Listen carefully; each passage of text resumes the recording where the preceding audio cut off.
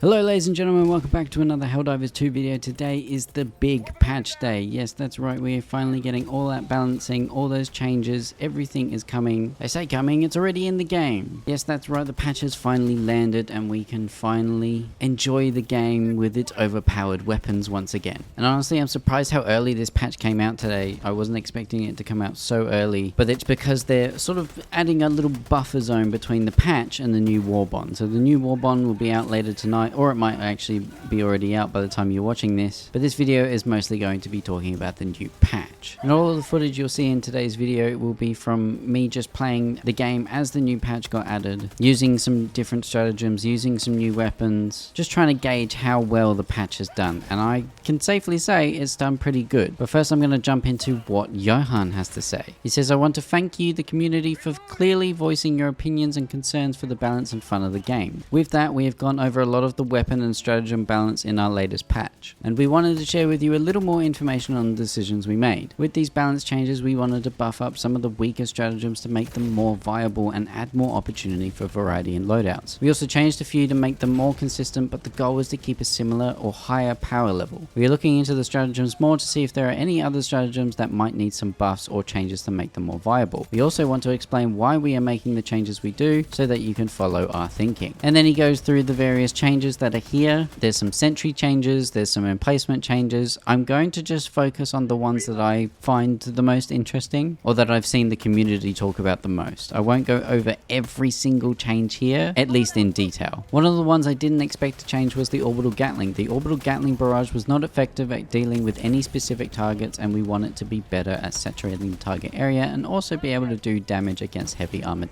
units. It is still not very likely to outright kill heavily armored targets, but should be able to soften them up a bit. We also lowered the cooldown to make it more available and to make it more competitive in comparison to Eagle stratagems. And I did actually use this against the Terminus today. I'm still not sure if I'm going to put it back in my loadout. It used to be in my loadout back when I was a lower level, when I had a lot less stratagems to choose from. I didn't notice too much of a change, and I was using it against charges to see if it was softening them up, and to be fair it was, but it's just still quite inaccurate and unreliable in that sense. Two more interesting changes or balances here are the MG206 heavy machine gun and the MG43 machine gun. I want to get more into the MG43 because I main that thing against bugs, but first let's start off with the MG206. The HMG failed to deliver on the fantasy of a heavy machine gun when it was released. It had a weak round with low damage and impact, while the fire rate was up in levels more likely seen on smaller MGs. The HMG's intent is to be a great option at dealing with medium armored enemies and should chew them up easily, similar to the HMG emplacement. We are lowering the rate of fire further to reassemble the fire rate seen in contemporary weapons of similar type, and increasing the damage and stagger so that each hit is significant. This should also make the available ammo last longer. Now, I have loosely used this weapon and I didn't really enjoy it, so hopefully this change will make it better. I haven't retried it since the balance patch came out. I only did one mission against the bots and one mission against the bugs, so I haven't got a chance to try everything, but one thing I definitely did use was the MG43 machine gun, as that is one of the main stratagems I use against the Terminids. The intent of the machine gun was that it should be a great crowd clear weapon with the ability to tackle medium armored enemies. The drawbacks of the machine gun are that you have to sit still while reloading, and this made it hard to compete with the Star Wars mobility. Therefore, we want to lean into its strengths and reduce its drawbacks slightly to improve the value proposition of the weapon. To that end, we are lowering the reload time and giving it an additional magazine. It is also receiving a buff to damage described below. So basically, there's a family of machine guns and Gatlings and everything that got a huge buff that got increased damage slightly, as the team saw fit that they were underperforming, so they've upped them. Another one I quickly want to talk about was something that was in one of the war bonds. It was in the Democratic Detonation war bond, and it's the R36 Eruptor. In one of the previous patches, we removed the shrapnel from the explosion as it made Eruptor's ability to spike damage too much for a primary weapon, and for a support weapon even, its theoretical max was over 9,000, and introduced some unexpected interactions. We acknowledge that the Eruptor lost a good portion of its capabilities, and the additional damage boost didn't make up for the loss of shrapnel. Adding back shrapnel is quite tricky because of the low visibility of shrapnel, which sometimes created situations where you or your fellow Helldivers died with very little feedback of what killed you. To compensate for that, we're giving the Eruptor 150 more damage per explosion to make it more consistent without introducing new edge cases. The intent is that this change will make the Eruptor viable both against medium armored targets and groups of cannon fodder enemies. That's a pretty big buff for a weapon. 150 more damage. So I expect to see a lot more Eruptors out in the battlefield if you have that war control bond. There was also some updates to recoils and everything else. There's a few more details in this actual post on Steam. If you want to read more into it, feel free, but I'm going to go over the specific patch notes in the Discord real quick. So here's everything that got added, changed, balanced, and taken away. First, let's focus on the balancing.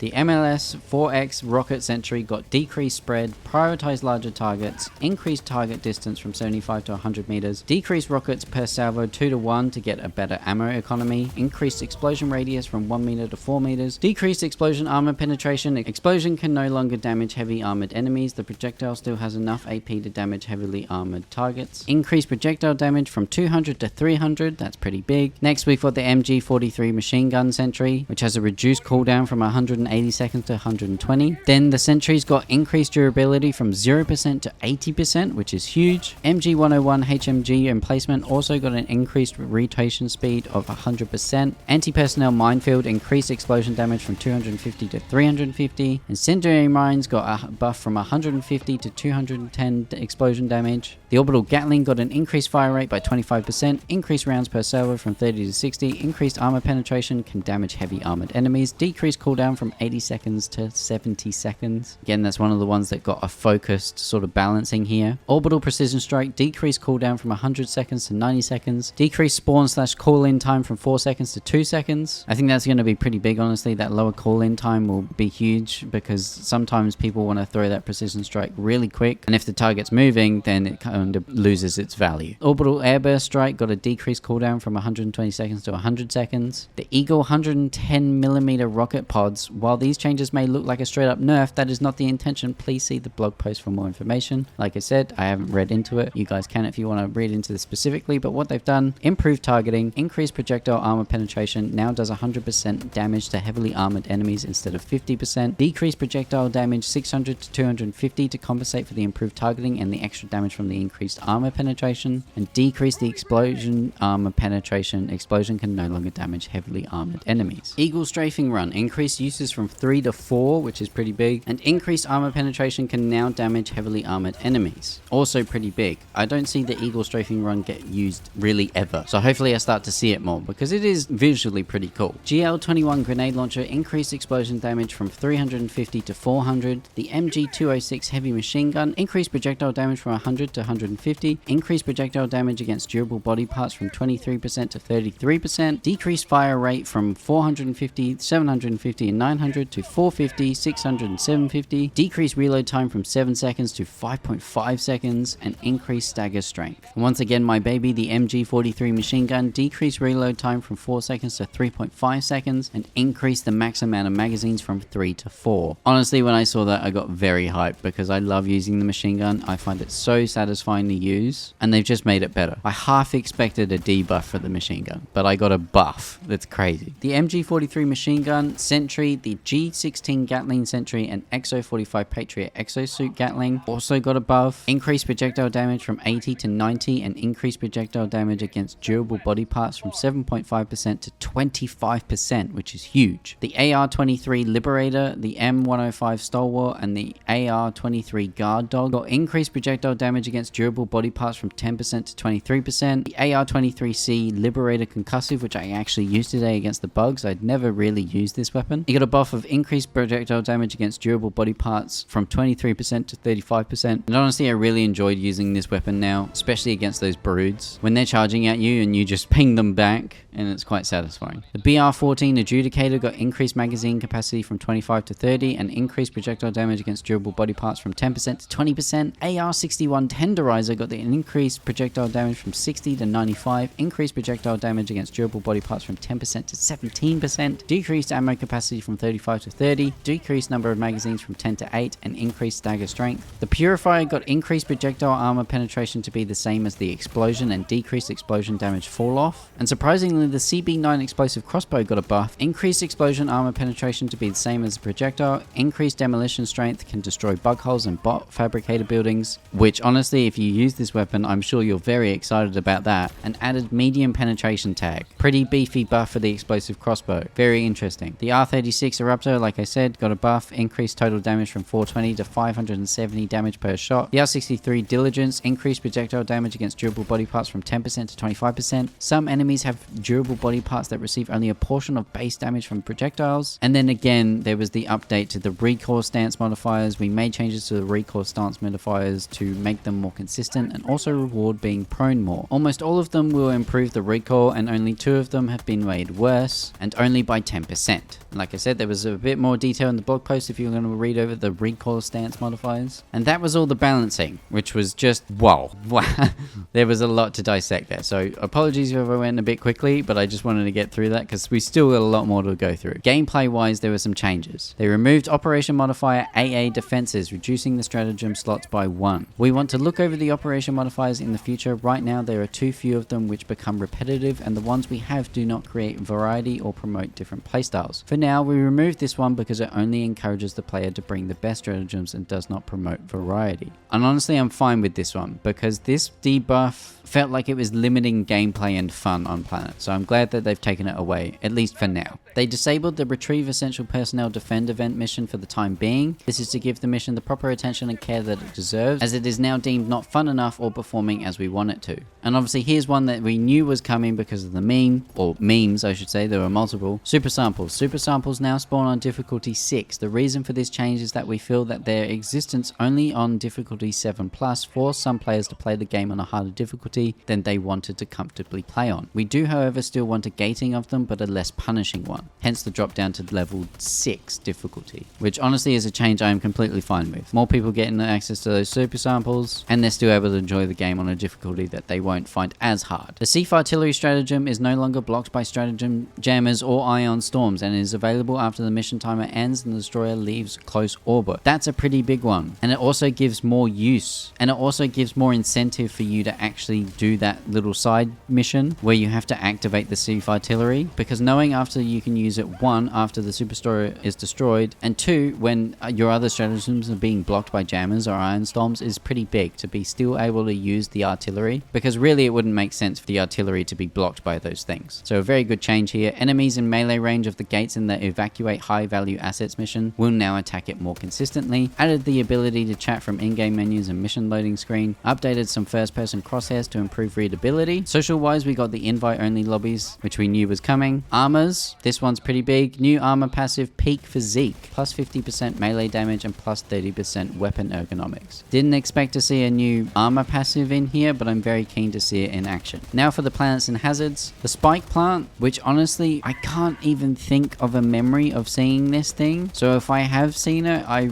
either didn't notice or I'm just at a memory loss right now and I can't think of what it actually is. But the Spike Plant that appears on certain planets has been reworked. No longer causes bleed or stamina drain if hit by the plant explosion or spikes. Now pops 3 times, sending spikes everywhere, dealing increased damage. Fire tornadoes have had their behavior change. They should no longer feel like they actively respond to player movement and should move more randomly, which is fair enough because it sometimes did feel like they chased you. While a fire tornado storm takes place, enemy vision is reduced, player vision is unaffected. Pretty good change. Fire tornadoes being more random should result in more variance in situations players find themselves in. Tornadoes are significantly less likely to pile up and overlap on extraction points or objectives, and will generally be a bit easier to deal with. Because it was quite annoying when a fire tornado went over the objective and then you had to kind of wait. Even if there were no enemies around, you were kind of just sat there waiting for the fire to dissipate. Tremors have had their spawning tweaked to be slightly more random. They've also had their epicenter size and effect range increased. These changes should result in more situations where enemies away from the player get stunned, as well as reducing how consistently the player has a tremor occur next to them. Visibility also got some changes. A lot of planets have had their fog amounts tweaked to be a bit less harsh and dense to provide less fatigue from constantly fighting on planets with bad visibility. We still intend there to be foggy planets with worse visibility, but the balance was a bit off. And then it lists some of the planets that are affected. Artificial light sources have had their intensity rebalanced and reduced across the board to fix situations of lights completely blinding the player. Oh my God. Honestly, if it wasn't for the machine gun buff, this might be my favorite change so far. Oh, as well as the supply lines, but we'll get onto that. The amount of lights I have shot out of this game is a crazy amount. If I see a light, I shoot it. The lights were so bright, so thank God they finally fixed it, because this was one thing where I was like, either they want you to shoot out the lights or this was not intentional, because they were so bright. So I'm glad that they've been reduced. Now, one I didn't expect to see was unexploded hell bombs. The unexploded malfunctioning hell bombs that can sometimes be found on planets will now explode immediately if hit with strong explosions or heavy weaponry. They will still have the same delay if hit by small arms fire or weaker attacks. So be very careful when you shoot these unexploded hell bombs, the ones that are malfunctioning that you'll see scattered around the map, because if you're using a heavier weapon, it will explode instantly. And if people aren't away from it, or if you're wanting to do it at a certain time where, you know, groups of enemies are gathered around it, you've got to know which kind of weaponry you're using, whether you want a bit of a delay on that hell bomb or if you want it to explode straight away. An interesting change for vegetation here. Vegetation that's large enough to slow the player now has an extra function. When inside the vegetation, Helldivers will be harder to detect, reducing their detection range by enemies. This effect stacks with other detection reducing effects such as nighttime, being crouched or prone, or things such as the scout armor passive. So for all you stealth Helldivers out there, you've got a new buff here. Use the bushes, hide in the bushes, become the bush Wookie. And they also added an additional VFX for ion storms. Now onto enemies. The acid effect applied by hunters, bug mines, etc. now allows you to sprint while under the effect and slows you by 30% instead of 50%. Duration has been increased from 3 to 4 seconds. These changes are intended to make it less punishing for players to be slowed while fighting the Terminids. This allows us to use it in more places without making the experience very punishing. For example, the Bile Spewers. Armored enemy balance. We have toned down the amount of heavily armored enemies like Bile Titans chargers on higher difficulties and instead spawn more hordes of smaller enemies. The difference should be quite noticeable and the amount should be at least 30% less than before during bug breaches. Thank God for that, because I enjoy fighting smaller bugs than I do the larger ones. We have also toned down slightly how many hulks that spawn for the automatons. Our intent is to ease up on the demand of anti-tank weapons, and by having more of the other enemies give a better incentive for the group to bring stratagems and weapons that take care of hordes. Also a very welcome change. They also reverted the patrol spawning with some slight tweaks so that the levels are less empty if you are far away from important locations with enemy presence. Medium and large size enemies now don't get stunned as easily. This will not affect the stratagems that stun and will mostly just affect how easily the pummeler can stun larger enemies. Now for specific Terminid changes. Bile Spewers and Nursing Spewers. Spewers will now get slowed if they lose their legs. Spewer Puke now applies the acid effect. Spewer Puke now can only damage Helldivers up to 4 times per second, and the Helldiver cannot take damage multiple times from the same projectile. This should reduce instances where you are instantly killed by it. Yes, very good. The amount of spewers that have instantly killed me is also ridiculous, so thank God for this change. Bile Titan. The Bile Titan's head is slightly less durable against weaker anti-tank weapons. It's not a large change and will mostly matter for weapons like the railgun. And then much like the spewers, the Bile Titan's puke got basically the same change, but the damage is still very deadly, so running through their puke is not recommended. Their puke now also has a bigger spread. The Charger Behemoth is now joining the battle on higher difficulties. It can now also take more damage than before. This enables us to spawn fewer chargers but still retain the difficulty, and I experienced this today against the bugs. I saw some of these Charger Behemoths. Honestly, don't mind this change. It's cool to see a different kind of charger on the battlefield that I'm not used to seeing on higher difficulties. Normal chargers also got a change. Will now only show bleed out effects from the body if the bleed out state has started. It can still show bleed out effects from the mouth without having started the bleed out state. So hopefully that makes it easier to kill them, or at least know when to attack them when they're weak. Automaton changes. Hulk Scorcher. The Hulk's flamethrower now does less damage and cannot damage Helldivers more than 4 times per second. Very similar to the bug puking. In addition, the Helldivers cannot be damaged multiple times by the same flame projectile. This should reduce instances where you are instantly killed by it. So yeah, basically the same as the bug puking, but for the Hulk's flamethrower. Automaton tanks. The tank armor value on the front has been lowered to be the same as the non-vent sections on the rear of the tank. The intent was initially that it was supposed to be more armored in the front, but the visual language did not show that. The vents on the back of the tank's turret still has the same armor value as before, but will check for explosion directions correctly now. Also, the damage of exploding automaton jump packs has been decreased by 50%. It will still set you on fire though. So that's basically everything to do with planets, hazards, balance, enemy changes, everything like that. Now we're on to the Galactic War changes. Everyone get hyped because it's finally time to talk about supply lines. Introducing warp links, supply lines and origin of attacks. Supply lines were previously not shown on the galactic map to reduce clutter and improve readability. However, based on the feedback from our community, we have made an implementation showing them on the map. This solution tries to maintain the general readability while still exposing the system to players in-game. You will now also be able to see which planet an attack is originating from, potentially allowing for the community to stop the attack at its source. We have also updated visuals in the sector and planet info pop-ups. Hallelujah. I have been asking for supply lines since day dot. Go back to my early Helldivers videos. I mentioned one of the key features I wanted in the game was supply lines, and they are finally here, and they look good. This is going to make tactics so much easier, coordinating the community so much easier, and it's just a nice visual on the map. I have to say, as someone that plays RTS games and strategy games, my nerd brain for strategy is going nuts seeing this kind of thing on the map, and I really enjoy it. There were also UI changes. Now the timer isn't always on the screen. Some of the text was changed. The chat box looks different. Certain alerts that pop up, like a bot dropship incoming, those things have more on them now. They look a lot sleeker. And the whole game in general looks a lot sleeker. So these were a lot of UI changes that were very welcome. Then there are a bunch of fixes, which I'm not going to go over because there's so many, and then obviously the known issues as usual. So that's basically everything in the new patch for Helldivers 2. And I honestly can't see any bad with this patch. This patch was massive, and I really enjoyed what they've done with the game and can't wait to keep playing more. Honestly, opening the game today after the new patch, it almost felt like I was playing it for the first time again. I know these aren't massive game-changing things, but seeing the positivity around this patch, seeing people get excited for the patch, actually having Arrowhead listen to the community, take everything on board and make those changes for us, made me want to play the game more. And I felt like I was having so much more fun with the game. So let me know in the comments down below what you think of the new patch. What's your favorite change? Maybe it's a weapon that you use regularly that got balanced, or maybe it's like me where it's the supply lines. Let me know in the comments down below. Like the video if you enjoyed it. Subscribe for more Helldivers 2 content. Become a member today if you want to help me in another way. You'll get early access to videos and live streams. And thank you so much for watching this, and I'll see you guys in the next one. Bye.